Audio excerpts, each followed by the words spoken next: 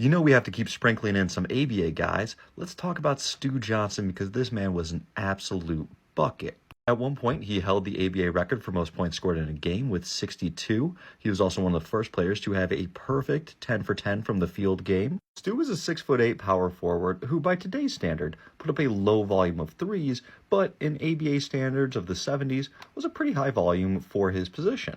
Stu is a three-time All-Star, two with the San Diego Conquistadors and one with the Memphis Sound. And in all three of those years, his team made the playoffs with deeply below 500 records. The ABA played 84 game seasons, not 82, and he went into the playoffs winning 30 games, 37 games, and 27 games.